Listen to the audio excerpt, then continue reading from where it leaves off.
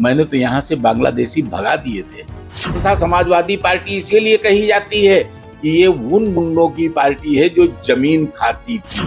धन लोलुपता की बात आई तो आपके ऊपर अवैध कब्जे की तमाम बातें क्यों सामने निकल कर आ रही हैं कि आपके रहते तमाम अवैध कब्जे हुए, तमाम बातें हुई। ये सब बातें निकल के आना फिर क्या मतलब है? तब सुरेश यादव जी के परिवार का ब्लॉक प्रमुख था कि नहीं था? सुरेश यादव विधायक थे कि नहीं थे? दलाल लोगों के साथ मिलकर के जिनका काम ही दलाली है, जिनकी कलम बिक चुकी थी, ये जो नोटिसें भी जारी हुई थी उसका भी कुछ उल्लेख। मैं वही बताने जा रहा हूँ। इस बोर्ड में वो जीना हटाने की बात क्यों नहीं की? अब बैजनाथ कुर्मी नहीं रह गए। अब तो छतें बेचने का आरोप लगा, अनियमितता का आरोप लगा, भ्रष्टाचार का आरोप लगा, नगर पालिका की छतें बेचने की बात कही गई, छतें बेच दिए गए। बाबा बैजनाथ वाले पार्क से आपने जीना निकलवा दिया। इतना बड़ा दमदार बोर्ड अगर आ गया है, इतना बड़ा दमदार चेयरमैन आ गया तो सब खत्म करो। हमको काहे दोषी बता रहे हो? निजाम बदल गया है। बाराबंकी नगर पालिका में जहां पिछले 10 सालों से भारतीय जनता पार्टी का कब्जा था, अब वहीं पर समाजवादी पार्टी का कब्जा हो गया है और शपथ ग्रहण के बाद पहली बोर्ड की बैठक भी हो चुकी है। ऐसे में तमाम सोशल मीडिया और तमाम मीडिया संस्थानों के माध्यम से तमाम प्रमुख बातें निकल कर आ रही हैं और तमाम ऐसे आरोप सामने निकल कर आ रहे हैं जिनका जवाब जनता भी मांग रही है। इसीलिए हम पूर्व चेयरमैन प्रतिनिधि रंजीत बहादुर श्रीवास्तव के पास पहुंचे हैं। उन्हीं से बात करेंगे, विस्तृत चर्चा करेंगे कि आखिर सीट पर शिकस्त मिलने के बाद अब उनकी दिनचर्या क्या है, किस तरीके से वो कार्य कर रहे हैं, भविष्य की क्या तैयारियां हैं। एक बार फिर आपका बहुत बहुत स्वागत है। चुनाव की गहमा गहमी बीत चुकी है और कहीं ना कहीं अब समाजवादी पार्टी का उस पर कब्जा हो गया है। पिछले 10 सालों से आप नगर की सरकार की सत्ता में थे। अब दिनचर्या क्या चल रही है, कैसे कार्य चल रहे हैं, भविष्य को लेकर क्या तैयारियां चल रही हैं? देखिए, मैंने चुनाव समाप्त होने के बाद, हम जानते हैं कि अभी 5 साल तक अगला चुनाव नहीं होना है, इसलिए हमने अपने धर्म के प्रचार प्रसार के कार्य को प्रारंभ किया और हमने यज्ञ और यज्ञ फल पर एक किताब भी लिखी है। प्रेस में प्रकाशित होने के लिए है और मैं अपनी व्यासपीठ से मैं अपने धर्म का प्रचार प्रसार करूंगा। और अगर कैमरा आप जाते जाते घुमाइएगा तो यह देखिए, मेरे सब वेद और मेरे सामने ही श्रीमद् भगवत गीता रखी हुई, अध्ययन कर रहा था और हमारे पास यही काम है। मतलब आप पूरी तरीके से ईश्वर के सानिध्य में लग गए हैं, पूरा धर्म का प्रचार की जिम्मेदारी ले ली है। देखिए, ईश्वर के सानिध्य में तो मैं बहुत पहले से हूँ और मैं लोगों को उपदेश भी देता हूँ, क्योंकि हमारे वेदों में लिखा हुआ है धन निधन का कारण है। धन निधन का कारण है, इसलिए मैं धन लोलुप हो ही नहीं सकता हूँ। अब ये कैसे धन निधन का कारण है मैं बता दूं। दास प्रथा में जिसके पास धन हो जाता था, अगला उस पर आक्रमण करता था। सामंत में राजा आक्रमण करते थे, जिसके पास पैसा हो जाता था। जिस मंदिर में धन ज्यादा हो जाता था, उस मंदिर को लूट लिया जाता था। भारत जब सोने की चिड़िया कहलाया तो भारत पर दुनिया की निगाहें टेढ़ी हो गई। ये आज भी जो देश धनवान है, आप ही हैं। आपके पास धन हो जाए, आपके लड़के लड़ेंगे, आपका परिवार लड़ेगा। प्रमोद महाजन इसका उदाहरण है, हमारे यहाँ मोंटी चड्ढा इसका उदाहरण है। तो कहने का मतलब ये है कि ये जो वेद और शास्त्रों में हमारी ये तमाम चीजें, तमाम बातें लिखी हुई हैं, ये जनता तक मैं पहुंचाने का प्रयास करूंगा और यही कार्य मैं कर रहा हूं। चेयरमैन साहब, धन लोलुपता की बात यहाँ पर आई है और आक्रमण की बात आई है और ये हमेशा की राजनीति में देखने को रहा है, प्रासंगिक रहा है कि विपक्ष सत्ता पक्ष पर सत्ता, विपक्ष पर हमलावर रहती है, आक्रमण रहती है। धन लोलुपता की बात आई है तो आपके ऊपर अवैध कब्जे की तमाम बातें क्यों सामने निकल कर आ रही हैं कि आपके रहते तमाम अवैध कब्जे हुए, तमाम बातें हुई। ये सब बातें निकल के आना फिर क्या मतलब है? महत्वपूर्ण प्रश्न यही है। आज दुर्भाग्य हमारा ही नहीं, पूरे देश का है। मैं दुनिया की बात नहीं जानता हूं, मैं विदेश गया नहीं हूं। सत्य को परीक्षा देनी ही पड़ती है। मैं यहाँ की संपत्ति पर जो आरोप लग रहे हैं, इस पर मैं संक्षेप से थोड़ी सी बात करा दूं। ये 7.5 साल पहले जब ये विस्तारित क्षेत्र जिसको आप बोलते हो, ये जब नगर पालिका के क्षेत्र में आया था तो जाहिर सी बात था, तो वो ग्रामीण अंचल था। मैंने इस संपत्तियों की, जो आज अध्यक्ष जी जांच करने की बात कर रहे हैं, मैंने इसकी जांच कराई थी, इनका चिन्हांकन कराया था राजस्व विभाग से मिल करके। राजस्व विभाग के अभिलेखों से मैंने इसको चिन्हित किया और कब्जा लेने की भी कोशिश की और कहीं कहीं सफल भी हुआ। अब मैं इस जनता को ये बताना चाहता हूँ, जनता परिचित हो जाए, जो सत्य शायद वो न जान पाए हों। हालांकि मैंने कई बार प्रेस से कहा है कि 267 हेक्टेयर जमीन इस ग्राम समाज की हमारी नगर पालिका को इस विस्तारित क्षेत्र से प्राप्त हुई, जिसकी कीमत, जो यहाँ का मूल्यांकन किया गया, सर्किल रेट जिसको बोलते हैं, इस मूल्यांकन के आधार पर ये 600 करोड़ की जमीन है। 600 करोड़ की जमीन है। इस आधार पर मैंने कई एसडीएम और डीएम को मैंने पत्र दिया कि ये बेशकीमती जमीन हमारी जो नगर पालिका की है, ये नगर पालिका के हैंडओवर करा दी जाए, इसका संपत्ति रजिस्टर हमको दिया जाए और इस पर हमारा नाम दर्ज करते हुए, क्योंकि हम केयर टेकर हैं, ताकि हम इसकी रक्षा कर सके, ये काम किया जाए। और मैंने किया भी। मैं आपको बताना चाहता हूँ, ये पलहरी की जमीन, पलहरी जो स्टैंड जहाँ पर है, ये जमीन किसने मुक्त कराई? मैंने कराई है कि नहीं कराई? केंद्रीय विद्यालय के पीछे की जमीन मैंने मुक्त कराई कि नहीं कराई? जिनौली की जमीन मैंने मुक्त कराई कि नहीं कराई? कराई है, मैंने तमाम जमीनें मुक्त कराई। लेकिन आज की तारीख में इसकी वास्तविकता भी जनता को समझना जरूरी है कि आखिर ये समस्या कहाँ पर है। मैंने कहा 7.5 साल पहले ही तो मुझको मिली है ये जमीनें, ये संपत्तियां मिली 7.5 साल पहले। शहरी संपत्ति पर मैं अभी बता दूंगा, यहाँ तो एक गुमटी रखने की जगह नहीं। मैं अभी बताता हूँ आपको, ये जो नोटिसें भी जारी हुई थी उसका भी कुछ उल्लेख सुनिए, मैं वही बताने जा रहा हूँ। अब समस्या कहाँ पर आई? चिन्हांकन के बाद कब्जा क्यों नहीं मिला? अभी एसडीएम ने डीएम साहब के आदेश पर, इससे पहले भी अजय द्विवेदी थे, उन्होंने भी नोटिस दी, नगर पालिका ने नोटिस दी तमाम बार। अभी लखपेड़ा बाग के 70 मकानों की नोटिस आज से 10 साल पहले दी गई थी। ये सारी नोटिसें दी गई हैं, लेकिन कब्जा क्यों नहीं मिला? कब्जा इसलिए नहीं मिला कि जहां पर कब्जा लेने हम जाते हैं वहां पर ग्राम समाज की जमीन पर ग्राम प्रधान का पट्टा दिखाया जाता है कि हमें तो ये पट्टे से मिली थी। आज की तारीख में जो 250 नोटिस की आप बात करते हो, इन सब पे लोग पट्टा लिए खड़े हैं और कहीं पर फर्जी रजिस्ट्रियां लेकर के खड़े हुए हैं, कहीं पर कोर्ट के अस्थायी आदेश लिए खड़े हैं लोग। तो कुल मिलाकर के यहाँ पर तो लैट्रिन बनाने की जगह नहीं, ट्यूबवेल बनाने की जगह नहीं है। यहाँ पर सब जमीनें, अभी ये डीएम साहब ये जो मोहारी पुरवा का तालाब बना रहे हैं, इसमें भी एक वर्मा जी आ गए कि ये जमीन मेरी है। जहाँ पे तालाब बन रहा है, पट्टा दिखा रहे थे प्रधान का। तो ये जो पट्टे हैं, अब मैं मूल बात पर आना चाहता हूँ, ये पट्टे कौन देता है? चेयरमैन देता है कि प्रधान देता है? चेयरमैन को तो राइट है नहीं, हमने तो पट्टा दिया नहीं, पट्टा तो प्रधान ने दिया। और जब प्रधान ने 7.5 साल पट्टा दिया, तब कौन था यहाँ पर?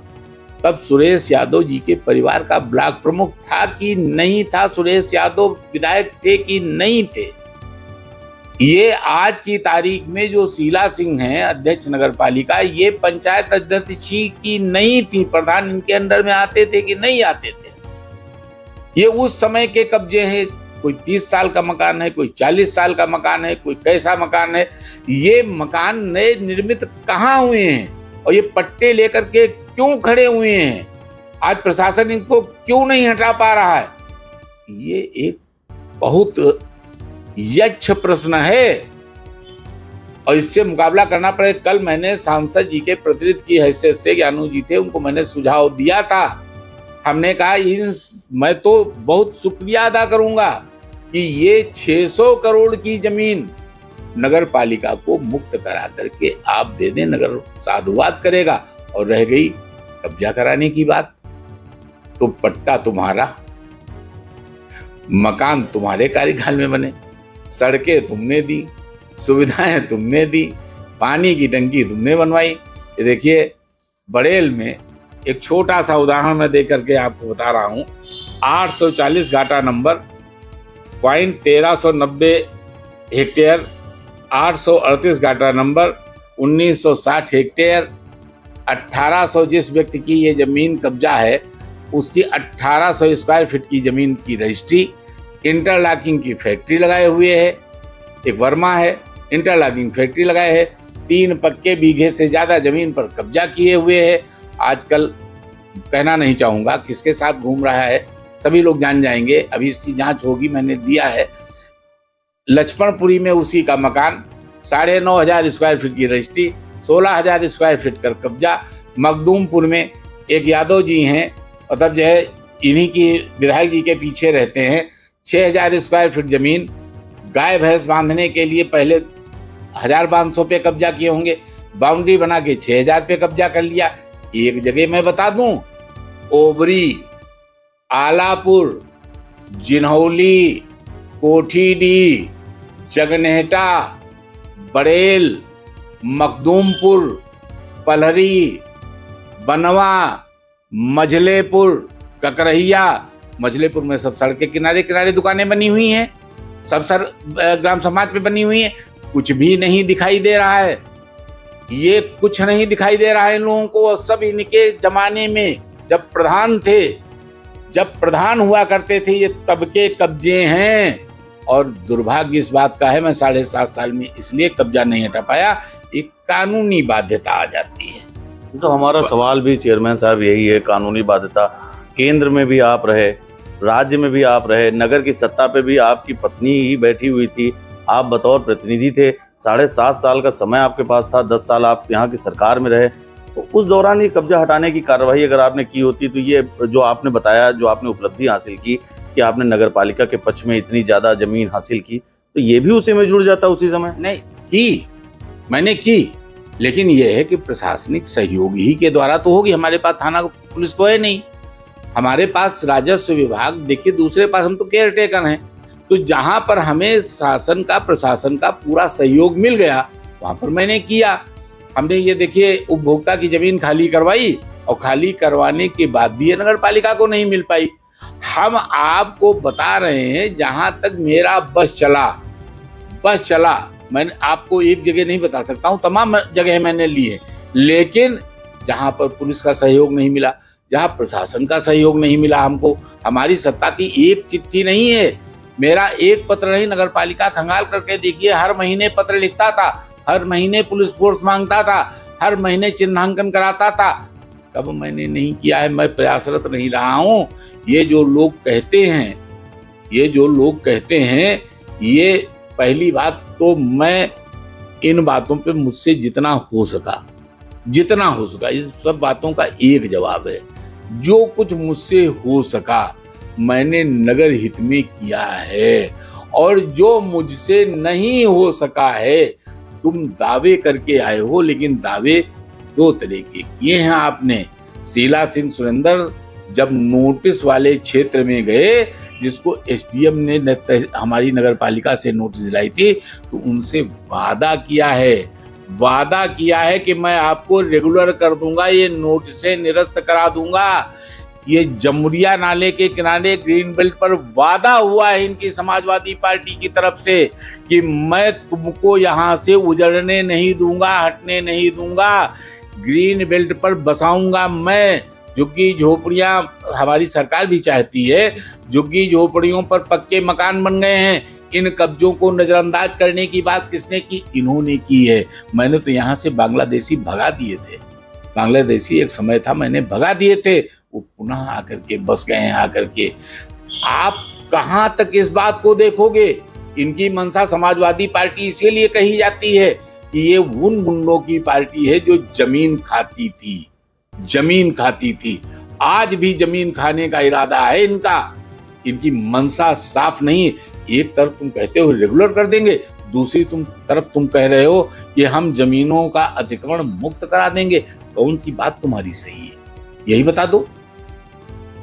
चेयरमैन साहब, राजनीति में आरोप प्रत्यारोप तो प्रासंगिक हो जाते हैं।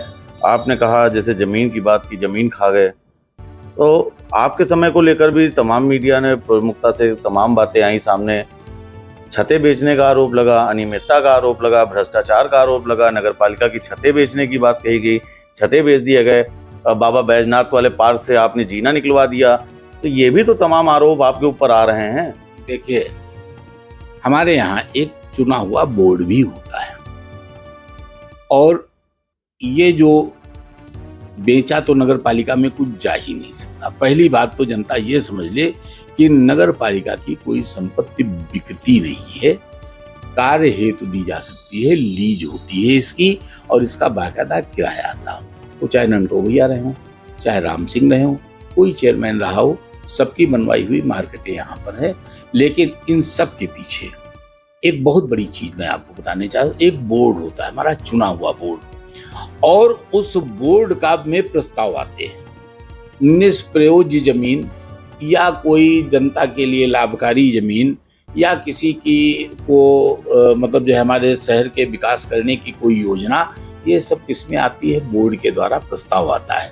बोर्ड प्रस्ताव जब देता है और बोर्ड को पारित भी वही करता है, प्रस्ताव को पारित भी वही करता है, बहुमत से नहीं सर्वसहमत से पारित करता है। और सर्वसहमत से पारित करने के बाद जब उसका निष्पादन हो जाता है तो उसका अनुमोदन भी वही बोर्ड करता है, वही बोर्ड उसका अनुमोदन भी करता है। अब अगर निष्प्रयोज छत नीलाम हुई होगी, अगर कोई जगह निष्प्रयोज रही होगी, उसकी नीलामी हुई होगी, अगर कहीं पर कोई चीज अगर मान लिया किसी को किसी कार्य हेतु दी गई होगी, तो ये तो कोई पहला काम तो है। राम सिंह मार्केट नहीं बोर्ड के निर्णय से बनी है, ये आपकी ये बोर्ड के निर्णय से खड़खड़ा स्टैंड की मार्केट आपकी नहीं बनी है, बोर्ड के निर्णय से ही तो बनी है।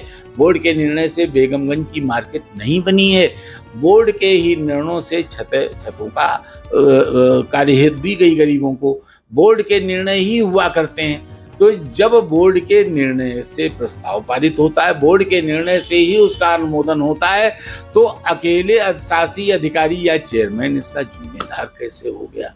ये संपूर्ण बोर्ड नहीं, बोर्ड को जिम्मेदारी नहीं लेनी चाहिए। और फिर भी मैं कहता हूं, अगर ये सारे निर्णय बोर्ड के गलत हैं, सारे निर्णय बोर्ड के गलत हैं, तो बाबा बैजनाथ धाम का जो जीना गलत था, बना था, जिस पर एक कुकुरमुत्ता था, मैं उसका नाम लेकर के उसका कद नहीं बढ़ाना चाहता हूं, जो मेरे चुनाव में आंसू बहा रहा था, रो रहा था, कुछ दलाल लोगों के साथ मिलकर के, जिनका काम ही दलाली है, जिनकी कलम बिक चुकी थी, उन लोगों के साथ मिलकर के जो दलाली करके मेरे चुनाव हराने में मतलब जिसने भूमिका अदा की है, इस बोर्ड में वो जीना हटाने की बात क्यों नहीं की? अब बैजनाथ कुर्मी नहीं रह गए, अब तो कुर्मी चेयरमैन है। अब तो अब अगर ये छत गलत थी तो अब इस बोर्ड ने क्यों प्रस्ताव नहीं पारित किया कि इसको निरस्त करके वो कर दिया जाए? और मैं तो कहता हूं, अगर इस बोर्ड में दम है तो डिग्री कॉलेज के सामने के चबूतरे भी निरस्त कर दो। ये बेगमगंज की जो छतें ली गई हैं, गरीबों को दी गई हैं, वो निरस्त कर दो। जहां जहां जो भी कुछ हुआ हो, ननकाऊ भैया की दी हुई मार्केट को निरस्त कर दो, ये सब बुलडोजर चलवा दो, इसको आप राम सिंह मार्केट को फिर से गिरवा दो, मैदान करवा दो, खड़खड़ा स्टैंड की मार्केट भी गिरा दो। ये क्यों सब पड़ी हुई है मार्केट वगैरह? ये काहे की पड़ी हुई? बोर्ड ही के तो निर्णय हैं ये। इतना बड़ा दमदार बोर्ड अगर आ गया है, इतना बड़ा दमदार चेयरमैन आ गया, तो सब खत्म करो। हमको काहे दोषी बता रहे हो?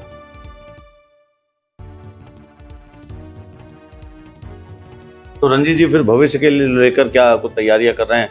2024 का चुनाव सामने है, नगर आप हारे बैठे हैं, राजनीति से आपने संन्यास लिया है, लेकिन क्या अभी कमल के फूल को लेकर दौड़ेंगे? देखिए, वो विचारधारा है, वो मेरी विचारधारा है। धर्म का प्रचार करूंगा, और क्या धर्म का प्रचार करने वाले लोग राजनीति में किसी की सहायता नहीं करते? विचारधारा को सहायता मैं करूंगा ही करूंगा। तो 2024 का अगर चुनाव होगा तो मैं क्या धर्म विरोधियों का प्रचार करने लगूंगा? हमारे भी कुछ समर्थक हैं, हमारे भी कुछ फॉलोअर्स हैं, हमको भी लोग चाहते हैं, तो जाहिर सी बात है कि उनको अकेला तो नहीं छोड़ दूंगा। राजनीति की बात आती है तो कहा यह जाता है कि जब आप सत्ता में बैठे होते हैं सभी सिर्फ जनता की हित की बात याद आती है। अब आप सरकार में नहीं हैं, एक तरीके से कह लीजिए फ्री हैं, आपके ऊपर कोई बहुत ज़्यादा बोझ नहीं है, तमाम कार्यों का बोझ नहीं, मीटिंग्स का बोझ नहीं है, तमाम सामाजिक कार्यों का बोझ नहीं। अभी भी जनता हित को लेकर क्या आपके मन में विचार उठ रहे हैं कि आप सरकार में नहीं हैं नगर की, क्या इसके बावजूद भी कुछ करने का प्रयास करेंगे? देखिए, जनता ने अपने पैरों पर खुद कुल्हाड़ी मार ली। मैं चुनाव नहीं हारा हूं, जनता की आशाएं, अपेक्षाएं और इनके सपने खत्म हो गए। मैं नगर निगम बनाना चाहता था। जिन लोगों ने आरोप लगाया कि मैंने 10 साल नगर में काम नहीं किया, उनको ये हमारी सड़कें, उनको हमारी बिजली, उनको हमारे चौराहे, उनको पानी, उनको तमाम चीजें ये सब दिखाई ही नहीं पड़ी। 10 साल की मेरी तपस्या निरर्थक हो गई। ये प्रचार किया गया कि 10 साल में हमने कुछ किए नहीं, 10 साल में हमारे कोई यहाँ पर योगदान ही नहीं है। और जो कुछ हमारी भविष्य की योजनाएं थी, नगर निगम की योजना थी, कितनी सुखद योजना थी, कितनी बड़ी योजना थी, आज तुम्हारे पास क्या रह गया है? आज होती है नगर निगम की बात हो रही है, और क्या बगैर इस को नगर निगम बनाए, इसकी आय बढ़ाए, क्या इस नगर का विकास संभव है? ये नगर पालिका की एक जेसीबी लेकर के और 4 लेबर लेकर के, आउटसोर्सिंग के 4 लेबर करके नाले की सफाई जमुरिया की खाली करके पूरा शहर गंदा पड़ा है, पूरे शहर के नाले बजा रहे हैं, रोज मीडिया दिखा रही है। क्या इसको लेकर के स्वच्छ नगर बना पाओगे? तुम्हारे पास फंड नहीं है, पैसा नहीं है। इस पैसे को तुम कहां से जनरेट करोगे? कहां से जनरेट करोगे? टैक्स के मामले में तुम फेल ओवर हो गए, 8-10 हजार टैक्स आ रहा है। ये तो मैं फिर बता रहा हूं, इस जनता को अपनी गलती का एहसास अभी नहीं, इस जनता को अपनी गलती का एहसास तब होगा जब इनकी कार्य अधूरे नहीं, जितने हैं वो सब सारे दफन हो जाएंगे किए गए कार्य मेरे। मैं क्या कहूँ इस पर? अब जो मेरा प्रयास है, देखिए, मैं रचनात्मक योगदान में आज भी, मेरी किसी से रंजिश नहीं है। मेरे पास एक अनुभव है। हम जितनी बातें मैं आपको बता रहा हूँ, इनको जांच कराने की जरूरत नहीं। मेरे घर पे आते, मैं ऐसे दे देता इनको। राजस्व रजिस्टर मांग रहे हैं, हम चले जाएं आकर के, हमारे पास तो सब कुछ रखा हुआ है। अगर रचनात्मक सहयोग ये लेना चाहते तो मेरे दरवाजे पर आते। मैं 10 साल का चेयरमैन रह चुका हूँ, हमें कोई अपेक्षा नहीं थी। मैंने पहले ही कहा कि धन निधन का कारण होता। मैं धन लोलुप नहीं हूँ, मैं पूरी जनता को ये उपदेश दे रहा हूँ। और आप खुद देख रहे हो, हमारी वेशभूषा जिंदगी भर आपने देखी होगी, जिंदगी भर यही लूंगी, यही सर। न मेरा कोई खाना, न मेरा कोई पीना, सात्विक आदमी है। बहुत बहुत धन्यवाद चेयरमैन साहब। आप रंजीत बहादुर श्रीवास्तव हैं, चेयरमैन प्रतिनिधि रह चुके हैं, चेयरमैन भी रह चुके हैं। तमाम आरोप प्रत्यारोप की बातें सामने आ रही थी, जनता के तमाम सवाल थे, तमाम आरोप लग रहे थे, अनियमितता, भ्रष्टाचार की बातें हो रही थी। तो इस पर जनता की मन की बात सुनते हुए हमने ये सवाल रंजीत बहादुर श्रीवास्तव से सामने बैठकर पूछे और उन्होंने बेबाकी से उन सवालों का जवाब भी दिया है। देखने वाली बात ये होगी कि उन पर जो ये आरोप आ रहे हैं, इसको जनता किस प्रकार से लेती है, आरोप लगाने वाले किस प्रकार से लेते हैं। हालांकि यहाँ पर उन्होंने एक बात और भी कही कि वो राजनीति से संन्यास तो ले चुके हैं, लेकिन उनकी विचारधारा भारतीय जनता पार्टी में बनी रहेगी और वो निरंतर इस पार्टी का प्रचार करते रहेंगे, साथ ही वह धर्म का प्रचार भी करेंगे। जनपद बाराबंकी से कैमरा 199 के लिए नितेश मिश्रा।